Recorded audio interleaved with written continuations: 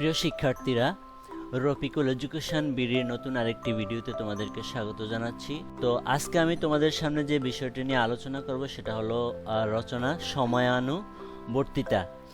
তো প্রিয় শিক্ষার্থীরা, আমি তোমাদের জন্য পুরো রচনাটিতে প্রায় 30টার মতো পয়েন্টস রেখেছি এবং প্রত্যেকটা পয়েন্টসের সাথে কবিদের উদ্ধৃতি রাখার চেষ্টা করেছি।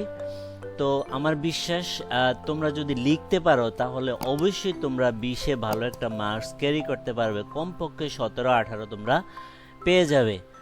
তো প্রিয় শিক্ষার্থীরা, আমি আর কথা বাড়াচ্ছি না, তোমরা চেষ্টা করবে পয়েন্টসগুলো মনে রাখার জন্য, যাতে পয়েন্টসগুলো যদি মনে রাখতে পারো তাহলে তোমরা পুরো রচনাটি লিখতে পারবে।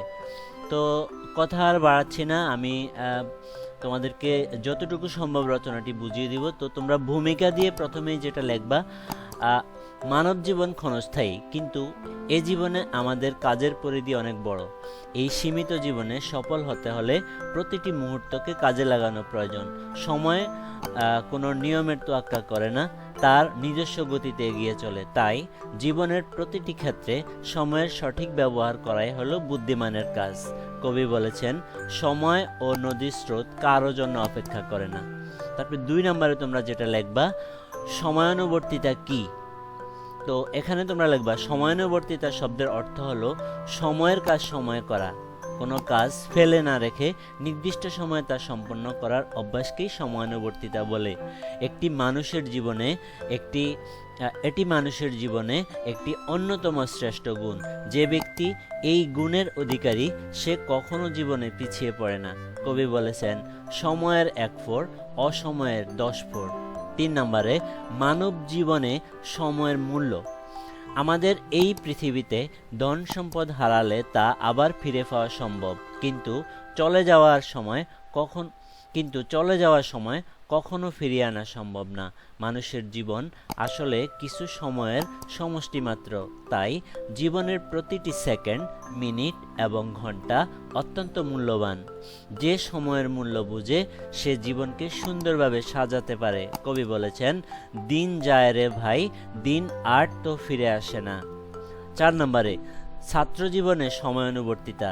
ছাত্র জীবন হলো মানুষের ভবিষ্যৎ গড়ার সবচেয়ে উপযুক্ত সময়। এই সময়ে যে ব্যক্তি সময়ের সঠিক ব্যবহার করতে শিখে তার ভবিষ্যৎ উজ্জ্বল হয়।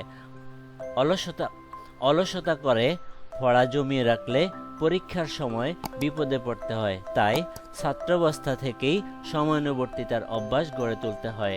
কবি বলেছেন, ঘুমিয়ে আছে শিশুর পিতা, সব শিশুরই অন্তরে। 5 নম্বরে তোমরা লিখবা, পড়ার টেবিলে সময়ের ব্যবহার। পড়ার টেবিলে সুনির্দিষ্ট পরিকল্পনা বা রুটিন অনুযায়ী পড়ালেখা করা উচিত। যখন যে বিষয়ের সময় তখন সেই বিষয়টি মন দিয়ে পড়া দরকার।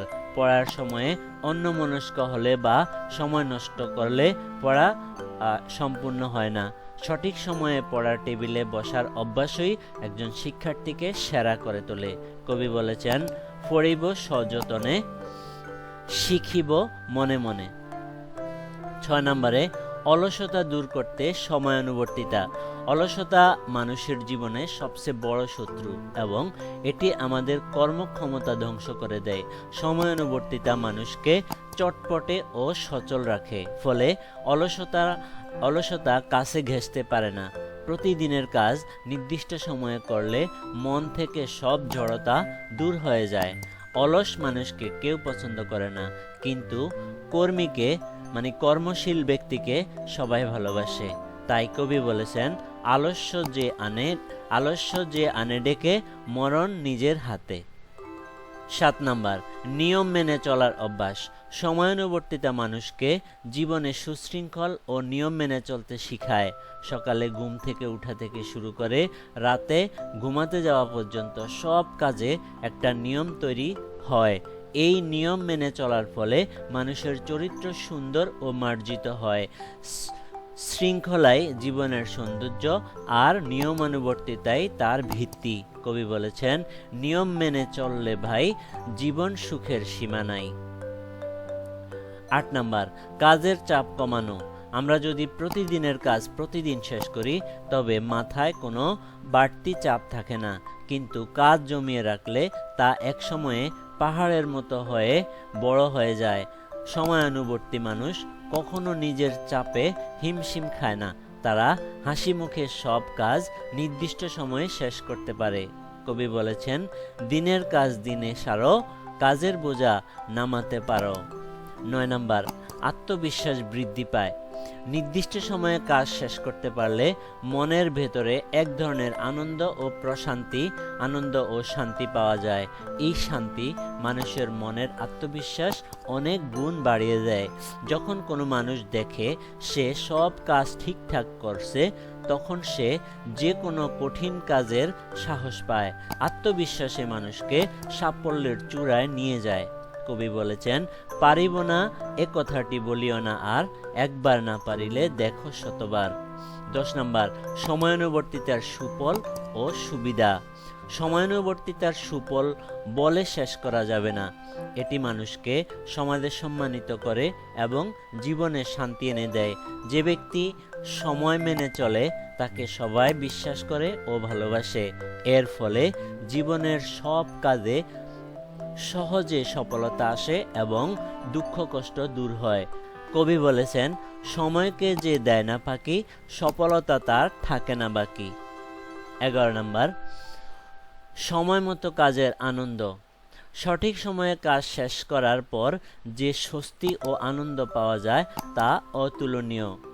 মনের উপর কোনো বোঝা থাকে না বলে মন সবসময় প্রফুল্ল থাকে। তাই আনন্দ মানুষকে পরবর্তী কাজের জন্য নতুন শক্তি ও উদ্দীপনা যোগায়।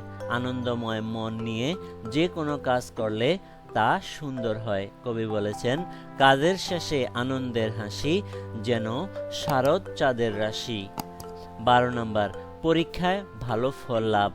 যেসব শিক্ষার্থী বছরের শুরু থেকে প্রতিদিনের পড়া প্রতিদিন শেষ করে, তারা পরীক্ষায় নিশ্চিত ভালো ফল করে। পরীক্ষার আগের রাতে তাদের অতিরিক্ত জেগে কষ্ট করতে হয় না। তারা খুব শান্ত মাথায় আত্মবিশ্বাসের সাথে পরীক্ষা দিতে পারে।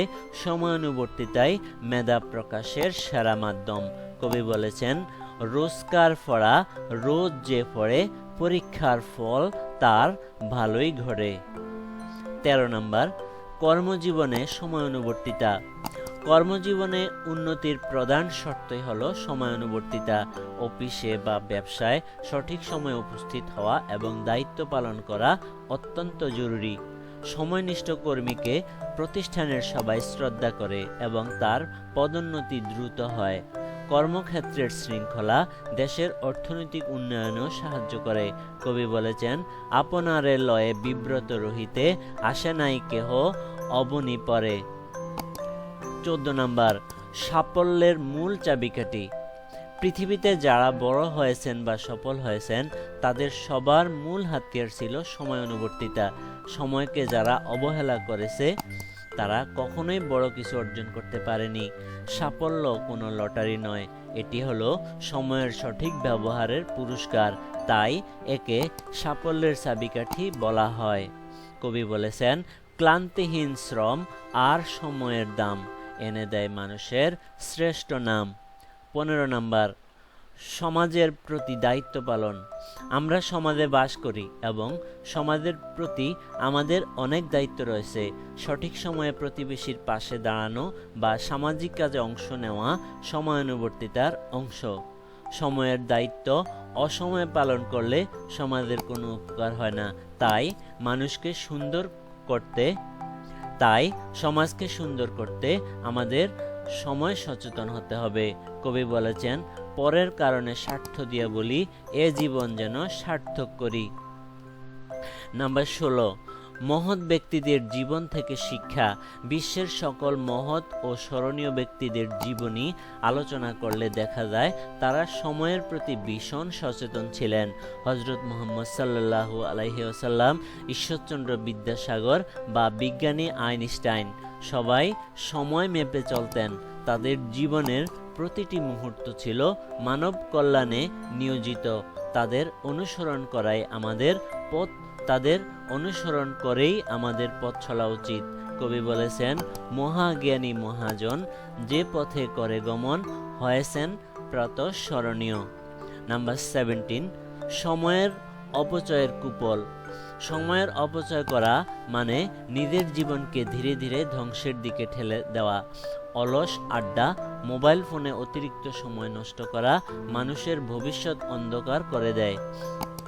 যে সময় একবার চলে যায় তা কোটি টাকা খরচ করলেও আর ফিরে পাওয়া যায় না। সময়ের অপচয়কারী সমাজে সবার কাছে অবহেলিত হয়। কবি বলেছেন, মিশে হেলায় খেলায় দিন ফুরালো, আধার নেমে এলো। 18 নম্বর, সময়ানুবর্তিতার অভাবের অসুবিধা। সময়ানুবর্তিতার অভাব ঘটলে মানুষের জীবনে নানা ধরনের বিপর্যয় ও অসুবিধা নেমে আসে। কোনো কাজই ঠিকঠাক মতো শেষ হয় না এবং চারদিকে শুধু বিশৃঙ্খলা তৈরি হয়। মানুষ তার প্রয়োজনীয় লক্ষ্য অর্জন করতে ব্যর্থ হয়। এই অভ্যাসের কারণে জীবনে পদে পদে লাঞ্ছিত ও অপমানিত হতে হয়। কবি বলেছেন, সময়ের অবহেলা যার, দুঃখের সীমা নাই তার। 19 নম্বর, কাজে পিছিয়ে পড়ার কারণ। সময়ের কাজ সময়ে না করার কারণেই মানুষ প্রতিযোগিতায় এই যুগে পেছনে পড়ে যায়।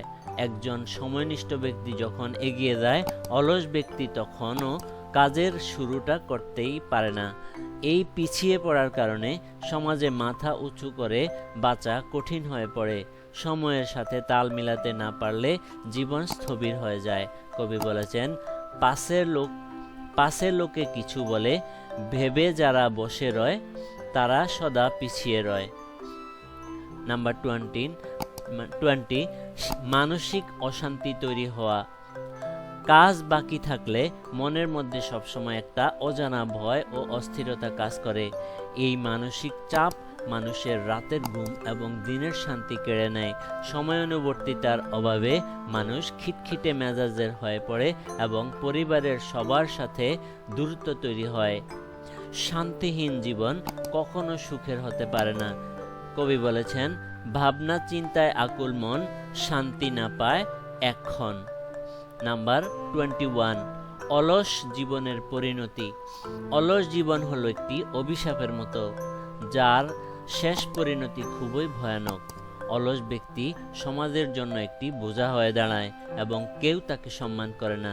সময়ের মূল্য না দেওয়ায় সে একসময় চরম অভাব ও দারিদ্র্যের মধ্যে পতিত হয়। কর্মহীন জীবন পশুর জীবনের চেয়ে কোনো অংশে ভালো নয়। কবি বলেছেন, অলস মস্তিষ্ক শয়তানের কারখানা। এই কথাটি যেন ভুলো না। নাম্বার 22, সময় নষ্ট করার আফসোস। জীবনে যখন যৌবন পার হয়ে বার্ধক্য আসে, তখন মানুষ অতীতের নষ্ট করা সময়ের জন্য খুব আফসোস করে, কিন্তু তখন আর কিছুই করার থাকে না, শুধু চোখের জল ফেলা ছাড়া। এই অনুশোচনা মানুষকে ভেতরে ভেতরে কুরে কুরে খায়। তাই অসময়ের আফসোসের চেয়ে সময়ের কাজ সময় করাই শ্রেয়। নাম্বার 23, অবহেলার কারণে কাজের ক্ষতি। সামান্য অবহেলার কারণে অনেক বড় বড় কাজ নষ্ট হয়ে যেতে পারে। যেমন, ঠিক সময়ে স্টেশনে না পৌঁছলে ট্রেন মিস হয়, ঠিক সময়ে বীজ না বুনলে ফসল ভালো হয় না। অবহেলা মানুষের ভালো কাজকেও নষ্ট করে দেয়। জীবনের গুরুত্বপূর্ণ সিদ্ধান্তগুলো সঠিক সময়ে না নিলে সারা জীবন পস্তাতে হয়। তাই কবি বলেছেন, হেলায় ফেলায় কার্য নষ্ট, শেষে কেবলই পায় কষ্ট। নাম্বার 24, জীবনে ব্যর্থতার গ্লানি। ব্যর্থতার গ্লানি সহ্য করা মানুষের জন্য খুবই কঠিন ও যন্ত্রণাদায়ক। যারা সময়কে মূল্য দেয় না, ব্যর্থতা তাদের জীবনের নিত্যসঙ্গী হয়ে দাঁড়ায়। চারপাশের সফল মানুষদের দেখে তাদের মনের ভেতরে হীনমন্যতা তৈরি হয়। এই ব্যর্থতার জন্য অন্য কেউ দায়ী থাকে না, দায়ী থাকে নিজের সময়ের অপচয়। তাই কবি বলেছেন, বৃথা জনম গোংরাইল, কাজের বেলা ঘুমাইল। নাম্বার 25, সুযোগ হাতছাড়া হওয়া। জীবন আমাদের সামনে অনেক সুন্দর সুন্দর সুযোগ এনে দেয়, কিন্তু সেই সুযোগগুলো থাকে সীমিত সময়ের জন্য। আমরা যদি সঠিক সময়ে সেই সুযোগ লুপে নিতে না পারি, তবে তা চিরতরে হাতছাড়া হয়ে যায়। হারিয়ে যাওয়া সুযোগ অন্য কারো দুয়ারে গিয়ে কড়া নাড়ে। তাই সুযোগের সদ্ব্যবহার করতে সময়ানুবর্তী হওয়া জরুরি। তাই তো কবি বলেছেন, সুযোগ এলে ধরো ভাই, হেলায় হারালে আর নাই। নাম্বার 26, সময়ানুবর্তিতা শেখার উপায়। সময়ানুবর্তিতা কোনো জন্মগত গুণ নয়, এটি অনুশীলনের মাধ্যমে অর্জন করতে হয়। ছোটবেলা থেকেই বাবা মা ও শিক্ষকদের আদেশ মেনে এই অভ্যাস গড়ে তুলতে হয়। প্রতিদিনের কাজের একটি তালিকা তৈরি করে তা মেনে চলার চেষ্টা করলে এই গুণটি সহজেই রপ্ত করা যায়। ইচ্ছা ও ধৈর্য থাকলে সময়নিষ্ঠ হওয়া সম্ভব। তাই কবি বলেছেন, ছোট ছোট বালুকণা বিন্দু বিন্দু জল, গড়ে তোলে মহাদেশ সাগর অতল। নাম্বার 27, রুটিন তৈরি করার গুরুত্ব। জীবনকে নিয়ম মাফিক চালাতে একটি সুন্দর ও বাস্তবসম্মত দৈনিক রুটিন বা সময়সূচি থাকা প্রয়োজন। রুটিন থাকলে কোন কাজের পর কোন কাজ করতে হবে তা সহজেই বোঝা যায়। এটি মানুষের সময়ের অপচয় পুরোপুরি বন্ধ করে দেয়। রুটিন অনুযায়ী চললে জীবনের প্রতিটি কাজ সহজ ও আনন্দময় হয়ে ওঠে। তাই তো কবি বলেছেন, নিয়ম মাফিক চললে দিন, কাটে জীবন চিন্তাহীন। নাম্বার 28, সময়ের সঠিক প্রভাব। সময়ের সঠিক ব্যবহার মানুষের ব্যক্তিগত জীবন ছাড়িয়ে সমাজ ও রাষ্ট্রে এক ইতিবাচক প্রভাব ফেলে। একটি সময়নিষ্ঠ জাতি পৃথিবীর বুকে মাথা উঁচু করে দাঁড়াতে পারে। জাপান বা জার্মানির মতো দেশগুলো আজ সময়ের সঠিক ব্যবহারের কারণেই এত উন্নত। তাই সময়ের প্রভাব মানুষের ভাগ্য পরিবর্তনের প্রধান হাতিয়ার। তাই কবি বলেন, সময়ের আলো যেথায় জ্বলে, উন্নতি সেথায় ডানা মেলে। তারপরে তোমরা উপসংহারে যে বিষয়টা লিখবা, পরিশেষে বলা যায়, সময়ানুবর্তিতা কেবল একটি সাধারণ গুণ নয়, এটি মানব জীবনের বেঁচে থাকার মূল শক্তি। সময়কে অবহেলা করে কেউ কোনো দিন জগতে বড় হতে পারেনি আর পারবেও না। তাই আমাদের সবার উচিত আজ থেকেই সময়ের প্রতি যত্নশীল হওয়া, তবেই আমাদের জীবন হবে সার্থক, সুন্দর ও সাফল্যে ভরপুর। তো প্রিয় শিক্ষার্থীরা, এই ছিল আজকের সময়ানুবর্তিতার পুরো রচনাটি। আমি চেষ্টা করেছি তোমাদেরকে বুঝিয়ে দেওয়ার জন্য। তো ভিডিওটি যদি ভালো লেগে থাকে অবশ্যই আমার চ্যানেলটাকে সাবস্ক্রাইব করে রাখবে, আর তোমাদের ফ্রেন্ডসদের কাছে ভিডিওটা শেয়ার করে দিবে যাতে তারা উপকৃত হতে পারে। তো প্রিয় শিক্ষার্থীরা, এতগুলো পয়েন্টসের পরে তোমরা যদি আরও পয়েন্টস দিতে পারো অবশ্যই পয়েন্টস দিবে। যত বেশি লিখতে পারবে তত পরীক্ষক অনেক খুশি হবে। তোমার লেখা যদি মানসম্মত হয় তুমি অবশ্যই 20-এ 20 পেতে পারো। তো প্রিয় শিক্ষার্থীরা, তোমরা আরও কী ধরনের ভিডিও পেতে চাও সেটা আমাকে কমেন্টসের মাধ্যমে জানাবে। আমি তোমাদের কমেন্টসের অপেক্ষায় রইলাম। তো সবার সুস্বাস্থ্য ও দীর্ঘায়ু কামনা করে আজকের ভিডিও এখানে শেষ করছি। সবাই ভালো থেকো, আল্লাহ হাফেজ।